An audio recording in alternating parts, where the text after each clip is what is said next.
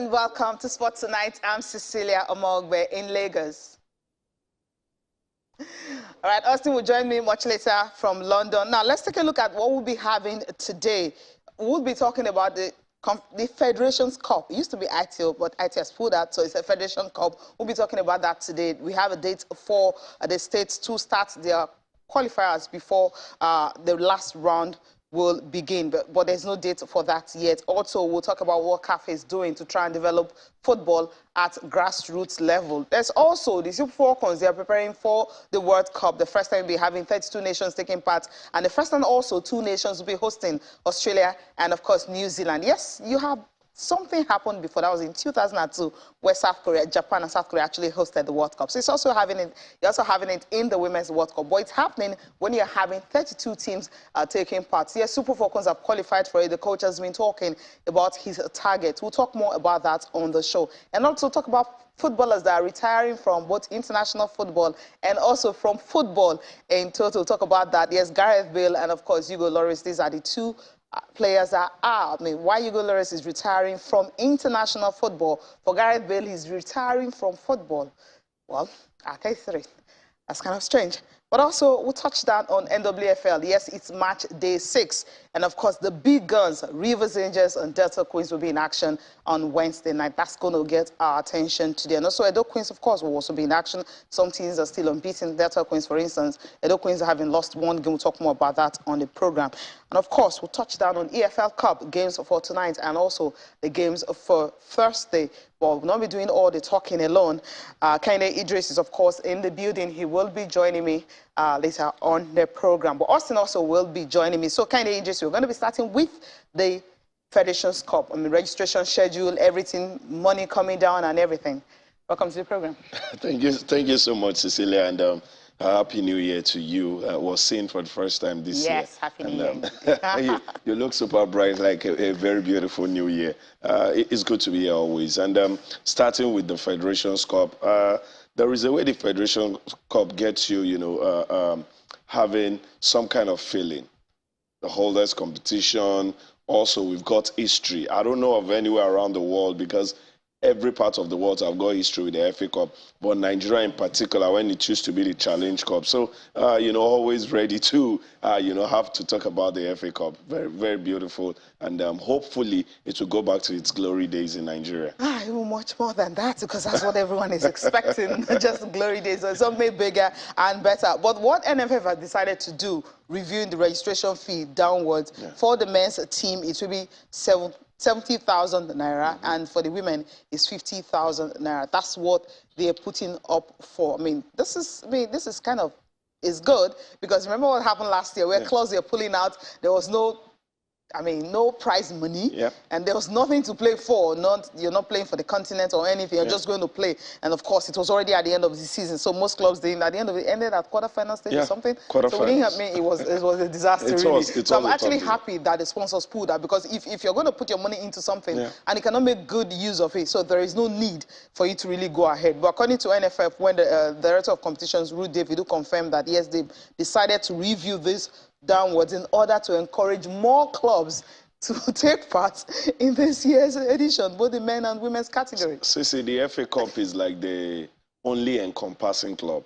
It brings everybody together. The FA Cup is like, the federal government is starting something, but it's saying I'll take it to the local government, I'll take it to the wards and all of that. Yes, the FA Cup is the NFF baby, but it's being driven straight to that academy that just around a corner in your street, to that team that you've always, jeered in and around your community, and now you're hearing they bought the ticket, or they bought, a slot to be in the FA Cup, and that is what the FA Cup brings. It's all encompassing. Everybody gets to participate, and voila, we've seen surprises. Smart City, that club from Oshun, at the point where they rose and rose, and those who are from that community felt like they are now part of Nigerian football because they rose to that level, and that is what the FA Cup is about. Why not beat it down? Make it a total, bring together of clubs, those people who don't have much, but every day the coaches, the management, the players all step out to train, work, just to get a glimpse of what is happening with the big stage of football. And this is what the FA Cup brings. And so the prize money would encourage so many more people. See, already, with this pronouncement, I've already had about 3 teams in the area where I stay talking about watch out for us who will be playing the FA Cup. So it's all encompassing, and this is beautiful. Put everybody into consideration, the lowest of the people, but who are doing business every day. Football business is not a joke. So when you get a chance, now, probably you cannot take these boys to, to be seen by some agents and all of that. Get the FA Cup ticket, play the FA Cup, and everybody's seeing it, especially when you rise to like maybe the quarterfinals in the States. Not to talk of you getting to the national level. So, that's a beauty. And I say thumbs up to NFL. This is you sitting back, looking inwards, looking into how you can help that man without not even stretching money out, without not saying, okay, this is a facility for you. Now you've made it even easier for them to access.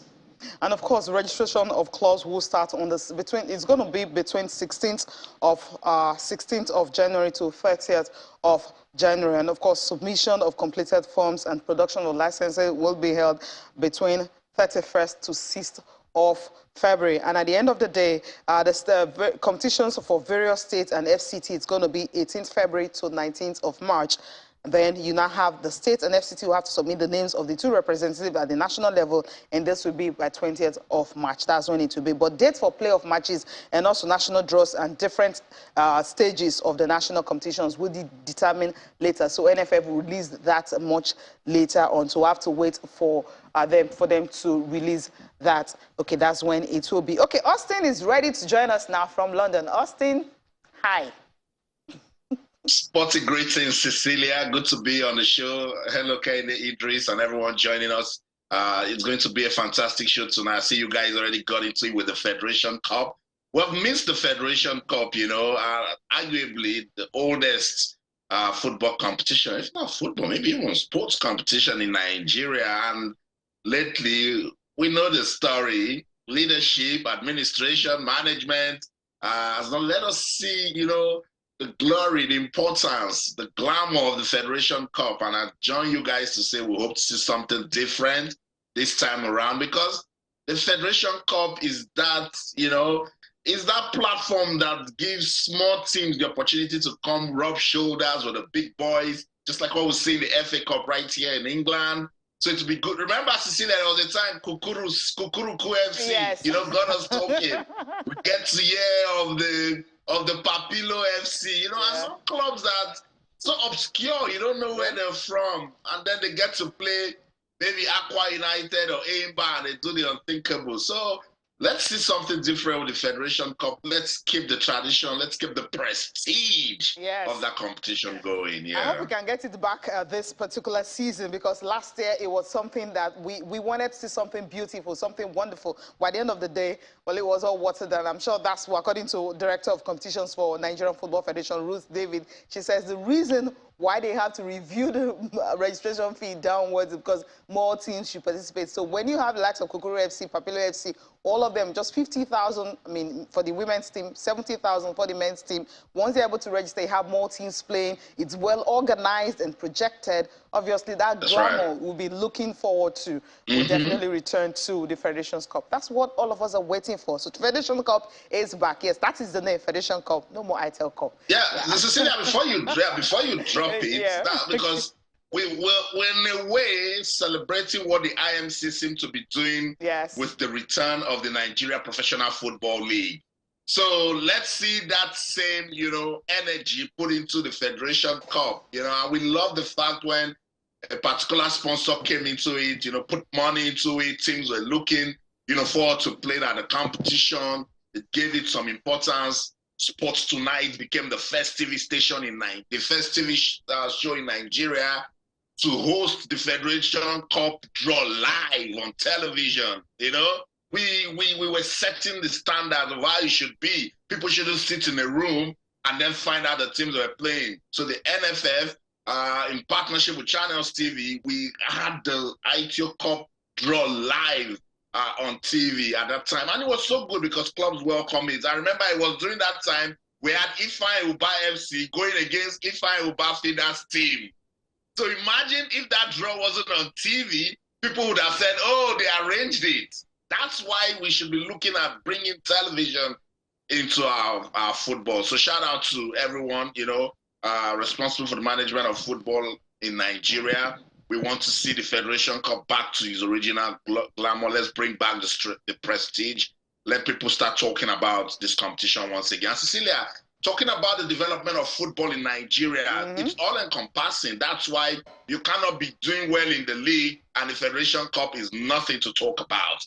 You cannot be doing well with Super Eagles and you're not doing well with Super Falcons. It's 360 degrees branding. It's holistic. So that's why we're doing this conversation. I remember that's what Patrice Motsepe has been talking about. He said Nigeria can lead the football revolution in Africa. And I totally agree. If we claim to be the giants of Africa, if we claim to have the people, if we claim to have the market, if we claim to have the vision, then we should put all of these things into practical use. I know Kende Idris wants to jump on this conversation, but you know what? Let's listen to Patrice Motsepe. He's talking about football development in Nigeria. Patrice Motsepe is the president of the Confederation of African Football, CAF. Us who know the history of Nigerian football, but also what Nigeria means for us in the continent. So I want to tell you, I am absolutely confident the talent, the God-given skills, the history of Nigerian football. Nigeria is one of those countries that has the potential, and that's what all of us are focusing on, to focus on youth football development, football facilities for boys and girls, amateur football, football development at club level, training coaches and train the trainers, the development of referees, and very importantly, to make sure that we work together with the Football Federation in Nigeria, so that they can continue the leadership that they've provided over many years. And we are confident that Nigerian football will continue to be not just amongst the best in Africa, but also amongst the best in the world, and will make us proud as it has on so many occasions in the past. That's what I talked about. I said it's holistic. And the CAF president, just reemphasized that. He talked about train the trainers. Don't just talk about discovering talent. He also talked about talent at the grassroots. He mentioned infrastructure. He talked about referees, and he said Nigeria can actually lead this charge in Africa. Kende Idris, did the CAF president, Patrice Motsepe, say some of the things you had on your mind? I think so.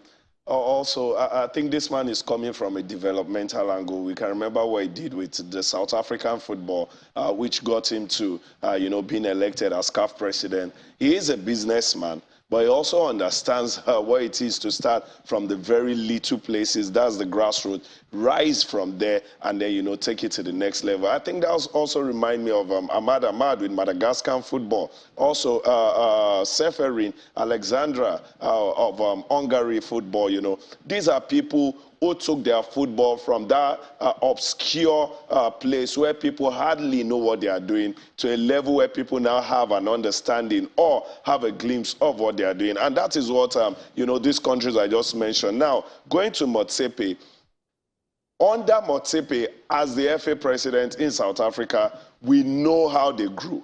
And now, being the CAF president, is now expanding these ideas, is taking it everywhere. And if there is any country that needs it the most, I think Nigeria is definitely in that forefront, because everybody in Africa understands the kind of numbers we have. Everybody in Africa understands the kind of talent we have. We churn it out like every day. Go to any league around the world, you won't find us, a Nigerian being talked about, a Nigerian in the academy, in the senior team and all of that. But what are you doing when you assemble all of this talent together and bring it to African football? Nothing really to show.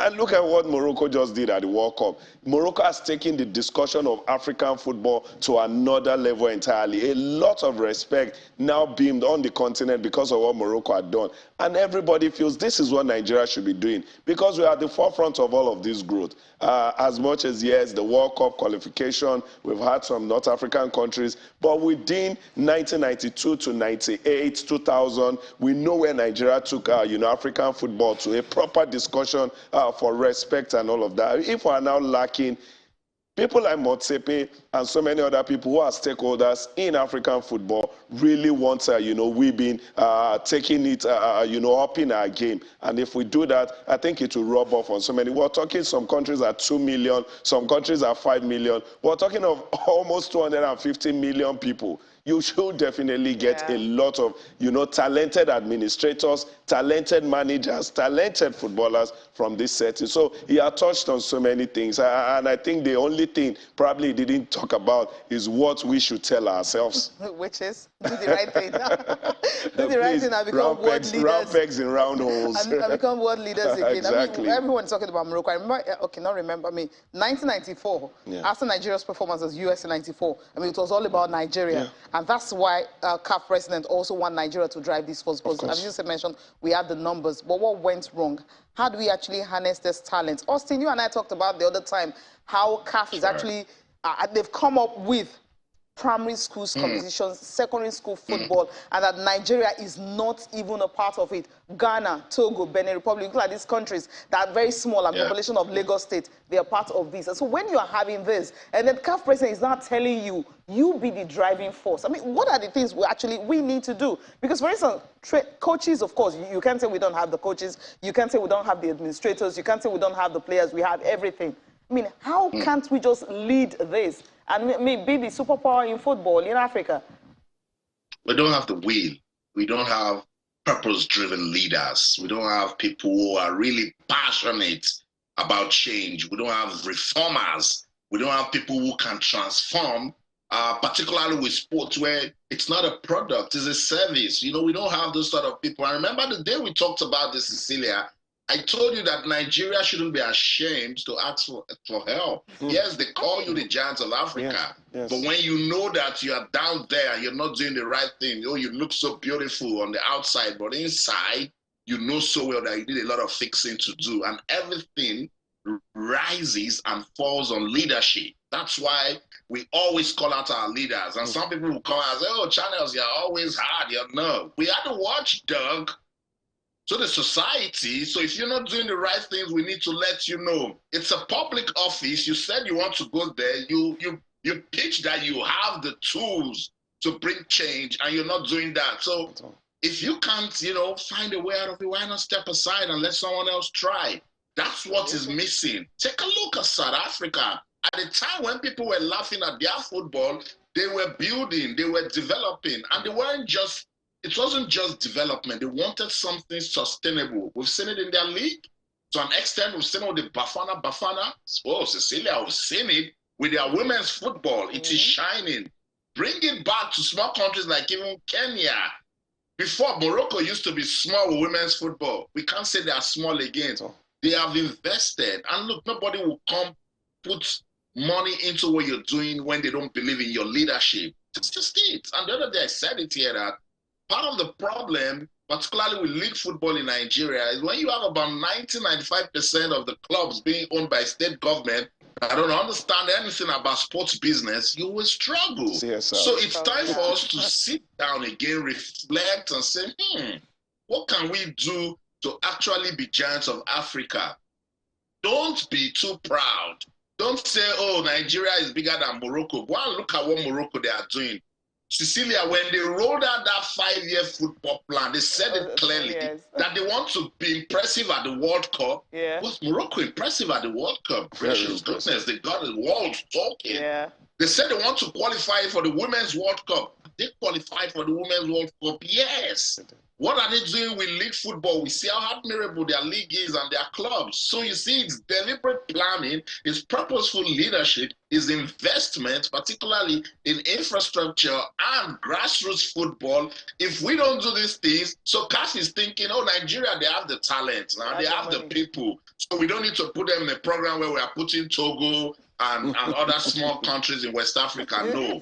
Development is long-term. It's a gradual movement towards advancement. So you should always be developing. Nigeria should find a way to put themselves into any developmental program. Show interest. Jump at anything you can to make sure that you move from one position to another. I think when we start doing that as a country, then we'll get the respect we deserve. People respect us, no doubt, but we know so well that we need some fixing, you know, to do with our football and sporting in general. So I would like to get Ken Idris before we wrap up this and get into women's football. But let's go on a quick break. When we come back, I know, Cecilia, you cannot wait to talk about Nigeria's hopes at the World Cup. I'm very neutral, but Randy Waldron believes that they have the quality to go beyond the round of 16. We'll go on this quick break. When we come back, we'll talk about it. Don't go anywhere.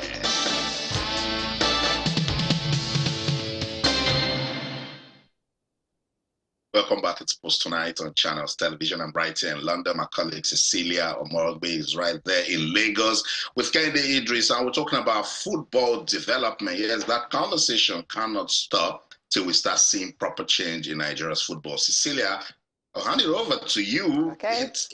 I don't know these days. You know, before, Cecilia, when I do the show with you, when it comes to women's football, I doff my hat, I bow down, I give you salutes. But these days, I don't know what's going on. Tell me. What's going on? Okay, you know what? We'll take a quote first from Randy Waldron concerning his plans for the World Cup. You know, when coaches are going into World Cup, they have different dreams, aspirations, what they want to achieve going into that World Cup. So for Randy Waldron, he's saying that, look, getting out of the group stage is the first target. I mean, that's the first thing he wants to achieve. After that, he can go from there. If you can take a look at that quote now coming from Randy Waldron, when he says, okay, the first target for us at the World Cup is to advance out of the group stage. That is his first target. So after advancing from the group stage, he can actually move over from there. Now, if you look at the group of Nigeria, that's where you have, of course, Olympic champions, Canada. You also have Australia, co-host of the nation. Northern Ireland is also there. Ireland is also, Republic of Ireland is also in that group B. Of course, Nigeria's first game is going to be against Canada. So usually, we talked about once you win your first game, then that sets a tone for you. But when you're facing the most difficult group, the most difficult country or team in your group, then it becomes a problem. Because you're actually facing Canada to start it. And that's coming from Randy Waldron. He says the first target is to actually get out of the group. If you can achieve that, then you can dream from there. How do you go into a competition? You know, and the first thing you're saying, let me get out of the group first. Is this so hard for Nigeria? I mean, we've been to every edition of the FIFA Women's World Cup. You know, in the extension of this of his statement, he said every country wants to get to the group stage. See, that's where your dream starts. You get to the group stage, and then you're talking of quarterfinal, semi-final, final, winning, and all of that. So first, let me get out of the group stage,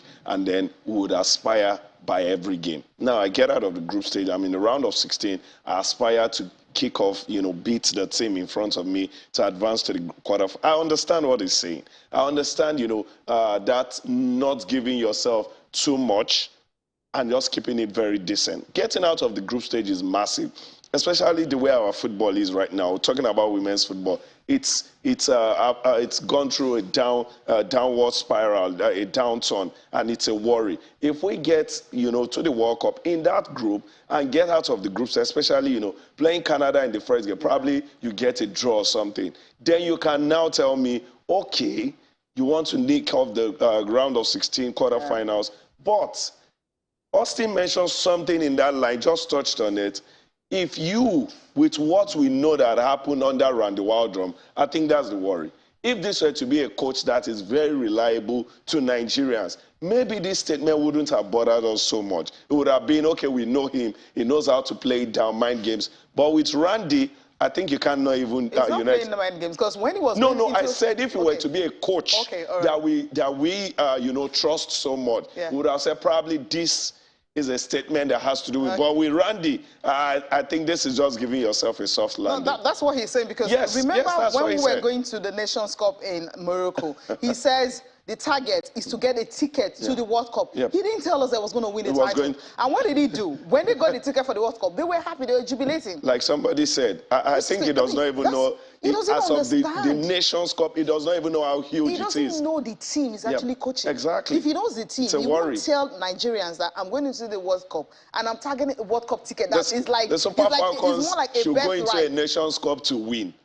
Nothing short than winning. Nothing short of that because winning, I mean, that's a World Cup ticket. And he said his first target. And now he's saying it again. The Austin is saying it again and telling you, look, my first target is to get out of the group stage. Now, from what we've witnessed at the Nations Cup, it's likely that this is it. Yes. I mean, the group stage, yes. If we get out of the group stage, we have to say hallelujah. But if we don't, that's it. After the group stage, knockout stage, crash out and come back home. So our biggest bets now, from what the experience of Randy Waldron is last 16. See, that's what do you know the funniest thing is, we're talking about men's football development and now we're talking women's football. One of the things I ask, maybe I should pose it to also Austin, is the fact that I think three of us are on the same plate. We're discussing and thinking in the same line. But I don't know our administrators. Probably there is something they always see that we don't see that makes them think in another way because they're always thinking different from what we think. Austin, maybe you can give us that answer to how they think and that makes it different from us. Austin. I don't know. Whenever Cecilia and Kay are on this show, they try to treat me like an administrator of football in Nigeria. I'm not. I'm a journalist like you guys, you know. And the same worries you have, I also have them, you know. But, Cecilia, I talked about Randy Waldron right after the Women's Cup of Nations, and I was very clear. Some persons came at me that I was too hard at the man, and that's because this is the Super Falcons. This is the model of women's football in Africa. This is the Super Falcons being rubbished at the last Women's Cup of Nations, and the coach was clueless. I mean, he had no idea of how to rescue such a fantastic team. He didn't even know how to use his players. He played persons out of position. We will never forgive him for the way he used Ashley Plumter. Someone with that height, with that quality going for you, took her to the side to play with the left foot back. I don't know what kind of experiment he was trying to do. A Rashida Ajibade and her speed, you were calling on her to come get the ball. So he did a lot of things, and I thought, okay, maybe this man just wanted to prove a point that we can build with our football. And let's remind him that, look, we've gone beyond building with the Super Falcons. They are defending champions. Cecilia Kennedy, remember, we went to Morocco chasing a record. A record that would have solidified Nigeria's place in women's football in Nigeria, in Africa. In the world. And we left that Women's World Cup disgraced. I mean, we couldn't even win a third-place match. It should bother anyone. Emphasis on Zambia. Without Barbara Banda. No, I didn't want to disrespect Zambia. That's why I had to just say we couldn't even win a third-place match. We couldn't beat Zambia when it mattered. We're not playing against South Africa, Cecilia, Cameroon, and that's why I'm saying how persons were not worried. For me, I don't hire the coaches, but we know that coaches are hired to be fired, and when you don't do well, you need to be shown the way out. Randy Waldron has shown over and over again that he can't lead this team. And it's not just me saying it. Cecilia, we've done Twitter spaces, we've come out to talk women's football with advocates of the sports in Nigeria, and everyone is saying the same thing about this man. So going to this World Cup, he's already trying to tell you, lower your expectations. We can't. The Super Falcons of Nigeria, for a team that has been competing at the World Cup since 1991. Cecilia, such a team should not be going there and be thinking of just getting past the group stage first. Well, that's what your coach has said. But Federation should have their targets. Federation should jump up. that's the question most of us need to ask. I mean, the details of the contract is something that most of us don't even know. We don't even know. We don't even know the details of the contract. We know he cannot stay in Nigeria because it's not part of it. Cecilia doesn't know. What can I say? I mean, he's a coach in the U.S. I mean, he coaches college football, college soccer. I mean, that's what they call it in the U.S. I mean, college that's soccer. Your first problem. That's the thing. So, I mean, he would be there. So you don't expect him to be here. So if you hire a part-time coach for your women's national team, it seems you're not even ready. Falcons. Yes, you're not even ready. So that's why the blame is not on the ball of the coach. It's giving you what he's got. Yes. He doesn't have any other thing to offer. Of course. That's what he has. So you who gave him the job, you know what he's capable of. Pittsburgh, I mean, that's the school. Yeah, I'm wondering his CV so if you that made him get such lucrative. If you're able to get into the US, I mean, we know that the Women's Super League, I mean, the US Women's Super League is the biggest in the world when it comes to women's football. I mean, the US, we've seen what they've done over the years. You know, the equal pay thing, they fought for and they got it and everything. The fact that federation and anything you can actually think of professionally, you've got it. Now, if you enter that kind of country and you go to a college and pick a coach. To come coach your national team, so that means you're not even looking at your women's team as a brand. If you see them as a brand, you won't do that to them. You will pick a full-time coach for them. I'll be with the team in and out. Now you play international friendlies. Now check the international friendlies Nigeria played over time since he came. Yes. How many games have we won? Sad. Have we ever had a full complement of the players? Whenever we draw, it's a celebration. It tells you a whole lot. So if you can't even get the full complement of your players and you start bringing in, someone playing left back, I mean, fix, mix and... Monday Gift suffered, Uche Nakanu suffered, Rashida Chajibade suffered. Austin just mentioned Ashley Plumter.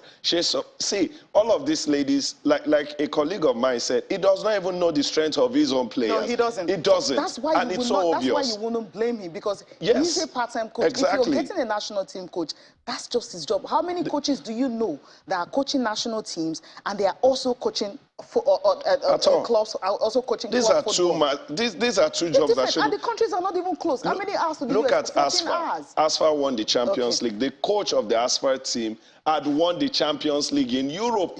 That's the former coach of Lyon. Exactly. The most successful clubs in women's football. So women's football. He didn't tell them he was going to be combining that with it. They took him out. Full time. He came to Morocco. This is the administrator's job. That's what they do. This is the administrator's job. Whatever happens at the FIFA Women's World Cup in July, it's not in the hands of Randy. It's not in their hands. It's in the hands of those who employed him, who felt he's good enough. He's got the quality. He's got everything for him to be able to coach the women's national team. This is sad. It's sad. I can remember the story of Omagbemi with these Falcons, and then you tell somebody like that to leave, and somebody like Deneby, Randy are coming to handle this team. I think they need to do more explanation. Probably, a very open one that will be lengthy to let us understand their mindset, where they are coming from and where they are going. Because it seems like they are lost in the whole thing.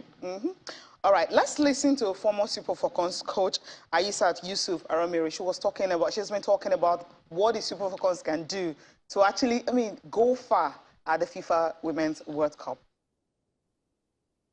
There's no shortcut to heaven.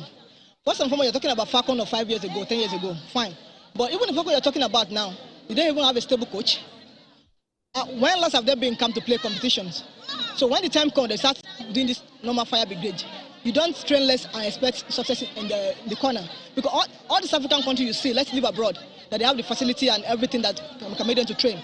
Or even the African country that you mentioned now, South Africa, for example, these people are playing a lot of series of friendly matches with the Europeans. They travel abroad for them to acclimatize. They pay the player, they give them all the facilities that they need for the training, for the competition. But in Nigeria, we don't have even a stable coach now.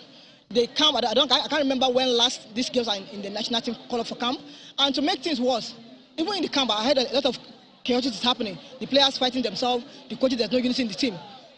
All this thing is just fire brigade thing. So I think if we really want to go far in this coming World Cup, they should start the preparation as soon and as early as possible. And also for the players out there, the national player, they should please pull themselves together, because they are the tools. Because when you win in Nigeria, you're for everybody. When you lose, you're on your own. So they should also think about themselves as a team, because football is not like table tennis, it's a teamwork. So think about yourself as a player, try to unite yourself. And every other team will fall in places. For about the technical crew, just let them fight the fight. Be in your lane. But most importantly, we have to start the preparation as soon as possible so that we can go far in the World Cup. Otherwise, the way we go, the same way we're going to come back. All right, let's see if we can have the World Cup program for the Super Falcons very soon. The coach is already talking. It seems, yes, he's got to head in the right place. So what we need now is to see the program that they will be having going into Australia and New Zealand. Yes, 32 countries for the first time. Whatever happened in New Zealand and Australia is going to be historic. We're going to have it across 10 cities, 9 in the host cities in Australia, the other ones in New Zealand. And not just that, the fact that you're having 4 African countries participating, usually 2, but now you have 4. You've got Morocco, you've got Nigeria, you've got Zambia, you've got South Africa. So since other African teams are going, so Nigeria cannot afford to go to the group stage and come back. I mean, we need to exceed that and also see if we can get to semi-finals. I mean, we can actually dream and achieve it. Yeah, it starts with coaching and also good preparations. You can achieve it, right? I love what Yusuf said. Leave the administrators or let them be fighting themselves. Just give us proper program for preparations for the World Cup. It is what it is. Yeah. Any funny things happening, nothing should affect the mindset, the preparation of the players build up to the World Cup. It is the least they deserve. When they start talking about allowances, I don't know. That's last against Zambia hasn't been paid. I'm not sure about that. When they start talking about that, that's where the distraction comes in. I mean, you don't bring girls to camp and then you play football and you go home. Okay, you know what? We'll give you your money. You know, another funny issue that I usually hear when I hear Nigerians say these players hag on money too much, I ask people a simple question: is there any other incentives these players, male and female, get from Nigeria side money? Anybody should tell me. Their clubs pay them weekly. So if I come to play for the national team, you won't pay me. If there is something else, that is, you're not giving me money, but there are some other incentives. I'm sure these ladies, these guys won't talk about money. And but also, the only thing you can give them is money. Even I'll give you land, I'll give you car. Those ones will come after 30 years. Okay. I think we have to drop it there for the Super Falcons, Austin, right? Do you have something to chip in on this one? I've said enough about the Super Falcons, Cecilia. We just need to hope for something good at the World Cup, you know, but have in mind that if you want to judge from the last Women's Cup of Nations, Nigeria is going there as the least ranked because we finished 4th, you know, so that should lower your expectations. That's what Randy Waldron was trying to tell us, you know. But You're breaking my heart again. 4th team, actually. You know, I always forget that because each time we got there, you know, you always get something good. But now 4th. Okay. All right.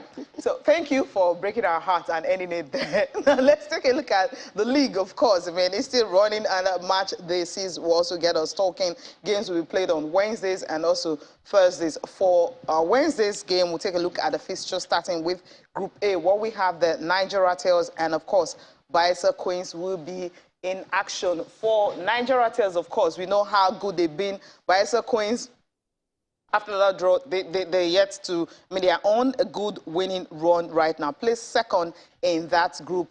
They will be up against Niger Rattles in Abuja. Rivers Angels and Delta Queens. Now, the opening game ended goalless when they started the league. For Rivers Angels, after that draw against Heartland, goalless it was. They'll be up against Delta Queens, who are on a winning streak right now. I mean, after 4 games, 9 goals, conceded only 1. It shows the Rivers Angels will have a lot to do in this one, judged from the fact that they won it 2 years ago as the league, and of course they couldn't even qualify for the continent the last time, nor won the league. Bayelsa Queens had to take it away from them. Royal Queens and Heartland Queens will also be in action in Group A on match day 6. Now let's move over to Group B. The clubs that we have: Adamawa Queens and Nassau Amazons. Nassau Amazons, after losing, you know, at home to Confluence Queens, they're able to play for against Adamawa Queens. Nassau Amazons having on just 7 points. Adamawa 6 points so far from the 5 games they've played. Confluence Queens and FC Robos both on 4 points. FC Robo not having a good season, but Confluence Queens, that's confidence they got after beating Nassau Amazons away from home. May just be something they will need against FC Robo. Edo Queens and Abia Angels, this game is going to be on Thursday. That's when that game will be played. For Edo Queens, leaders in their own group. After 5 games, they are on 12 points. They've lost just 1 game this season. So what are we looking forward to in the league on Wednesday and, of course, on Thursday? I mean, these teams, the league is up and running. I'm always looking forward to amazement. The ladies see, as much as we've got big teams, big girls in this setup. You talk about the Rivers Angels, Delta Queens, Robo, and Nasarawa Amazons and the like. Still, they disrespect each other so much. The feminine, the NWFL have this way of putting you on the edge because of the kind of result that gets churned out every now and then. And that's the beauty. Trust me, as much as I love what the administrators are doing, also what the teams do, you will see proper preparations from every team. Because you're a big team, yes, you're an household name. If you don't come with your A game, this is one league that tears down all of those, records that, the likes of Cecilia would have written. They've done this in 6 games and they've scored these goals. A team that has got not so much as that, will just come. And that is why I look forward to every match there. Although some games will get our attention, like Rivers Angels, Delta Queens. For me, Confluence Queens against Robo Queens. I'm a Lagos person, proper. So Robo Queens would always get my attention. Edo Queens also. I love what Edo Queens does with the administrative angle, what the encouragement, and Abia Angel. So I would have my eyes on that one. But definitely I'll be keeping tabs on all of the game. But I'm just saying, some of these games would definitely get my top attention. Yeah, and Edo Queens is cooking up something on Wednesday night. We'll be able to see that on the show tomorrow night, what they're actually cooking up for the season. Austin, quickly, Rivers Angels, when you look at that team and see what they've done this season, you like, what's happening to Rivers Angels? Yes, you still have Edwin Okon there, the coach that's been there for a very long time. You still have Matilda Otwene as a general manager. But you're looking at players are going in and out. But Rivers Angels, before, when teams are playing them, whether home or away, you're afraid to actually face the team. But Rivers Angels this season, this is the worst start they're having, as far as I can remember, to the start of the league. Is it time for leadership change, or maybe there's something they're not doing right, that Rivers Angels are actually, playing poorly this season? It has always been like this. Players come and then go, but somehow they've been able to, get it going by discovering new players. But with their performance, I think it was 3 or 2 seasons ago, Cecilia, I remember they also struggled, and then bounced back, managed to still, make it to the Super 6. That's champion stuff by Rivers Angels right there. But with this now, it tells you the league is getting competitive. Yes. And do you know why? Because those other clubs are playing in competitions before the start of the league. That's why we should commend the Betsy Obaseki women's football tournament and other women's tournament that they play in before they come into the league. It gets those teams ready. Yeah. Now the smaller teams. It also gives them an opportunity to monitor those big teams such as Rivers Angels, Bayelsa Queens. You can put to an extent Confluence Queens into that mix, and Edo Queens. They play them. Now they know themselves so well that by the time the league starts, it might be the 3rd or 4th time you are playing that team again. You see why competitions are very, very important. But this doesn't take away the quality of Rivers Angels. They still hold their pride and respect in women's football in Nigeria. If you want to talk about the technical crew, I think Rivers State, they're like that. If you see what they did with the men, Rivers United, they've kept Stanley Eguma for a long time. Same thing with Edwin Okon. Yeah. And before someone will jump up and say, oh, why is Edwin Okon staying that long? Is it because it's from Rivers? No, it's from Akwa Ibom. And the Rivers State government have kept him that long because of the things he has done with the club. I think it's good for women's football in Nigeria. When you see Rivers Angels struggle, and then Bayelsa Queens struggle to win a game, and then was it not 2 seasons ago, you and I were talking about Niger Rattles, and we like what they've brought into the league. Yeah. So let's see more competition. We're not wishing anybody bad, but we'd like, and I love the upset. I love oddity. So let's see more smaller teams, come up and stun the big guys. That's the joy of football. Yeah, after you mentioned that upset, Bayelsa Queens, beware of Niger Rattles in Abuja on Wednesday night. All right, let's leave that and quickly touch down European football. Austin, over to you, Hugo Lloris. He has retired from international football. He's 36, the most capped player in France. He won the World Cup with them in 2018. Got to the finals. So, Messi happened, and of course, Messi happened to just win the World Cup. When you have a Messi playing at 30, 36, 35, thinking, okay, is this going to be my last World Cup? I need to win this. Yeah. So it's actually hard for anybody to play him. And that's what happened to France. They just couldn't do a back-to-back what Brazil did like how many years, 60-something years ago, 68 years ago, right? Okay, so they couldn't do that. But Hugo Lloris, well, the French national team will definitely miss him.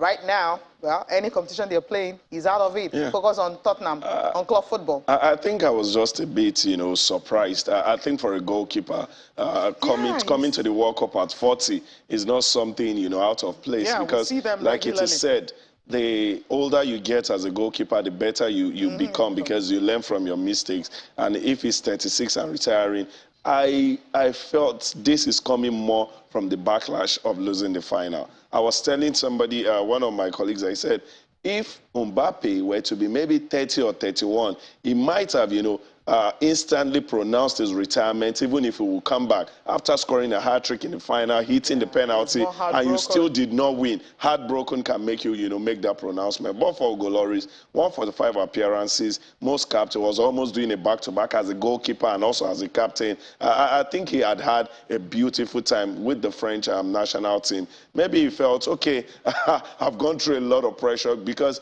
being a player is one pressure. Being the leader as a captain of the team is another one. I think I've had enough. Let me face Tottenham. Maybe this time we'll be able to win a trophy. Okay, Tottenham trophy. All right, we'll talk about Tottenham another day. So we just look at what country is actually going on. Top four is not even sure. All right. But for me, I think it's just carrying the burden of leadership. After leading France to winning the World Cup in Russia in 2018, and then leading them to the final again, and they got so close and didn't win it. Sometimes you just want to breathe, because it takes so much of you as a leader.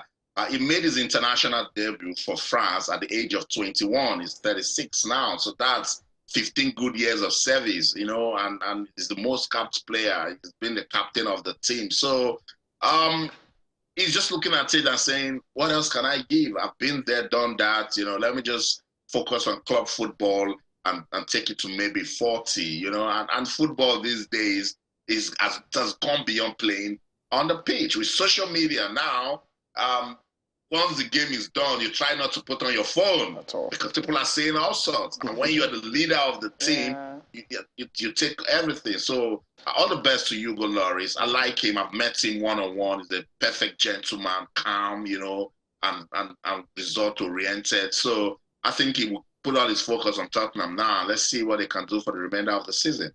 Yeah, were you shocked by the retirement of Gareth Bale from football, not even national team? I was shocked, Cecilia. I was so shocked. In fact, shell-shocked. Yeah. Because, Gareth Bale can still do one or two things. If he was a boxer, we'll say it's Yimu, he'll come back, but I don't know. I don't understand this Gareth Bale's retirement. I was trying to speak about it with some colleagues. Yeah. And I just can't get it, Cecilia. He still has so much to give. He can still go 5 years, And he can still come back to England and maybe play with the Crystal Palace, the Aston Villas, and drag it for some time. So, no, this retirement, there must be something of. That's why I said that the football is beyond the pitch now. It could be personal reasons. It could even be the throws Wales got, right after the World Cup. It's so much, and sometimes that's why we keep preaching that the mental health of our sportsmen and women is very important. Naomi Osaka has been talking about it, Serena Williams, Novak Djokovic, that they are humans, and sometimes these things get to them too. So this is a retirement that really shocked me. I like Bale as a person, and I thought he could even still do one or two things for Wales, even if he's not qualifying for the next World Cup, but, represent them, at the Euros or the next World Cup qualifiers, and you call it quits. So it's tough. Living football at 33, no, tough. It's really tough. Kende, 33, just a quick one on Gareth Bale. We're thinking when he signs for Los Angeles FC, I felt, okay, this is he's going to spend another 2-3 years. But 13 games, 3 goals, he says, okay, I've had it all. I think Austin, hit something very right, saying football is off the pitch now. It's not about your result. I think Gareth Bale has been facing a lot of bashing since from Real Madrid, sitting on the bench. And, there are things, there is something called threshold of every human being. When you get to that point where you cannot take it any longer, you just say, I think Gareth Bale is tired. It's tired. Okay, Austin, wrap this up for us. We have to leave the studio right now. Yes, we know Roberto Martinez, Portuguese coach, but then we don't have time to talk about that, yeah? We got to go. Yeah, I know, Gareth Bale is tired, but we're not tired. We'll be back again tomorrow to talk some more sports in London. I'm Austin Okonakman. In everything you do, remember, keep talking sports. Bye for now. Kende, thank you so much for coming on the show. It's good to be here always. It's good to share the stage. Thank you so much for watching. I'm Cecilia Omogbe. Have a good night.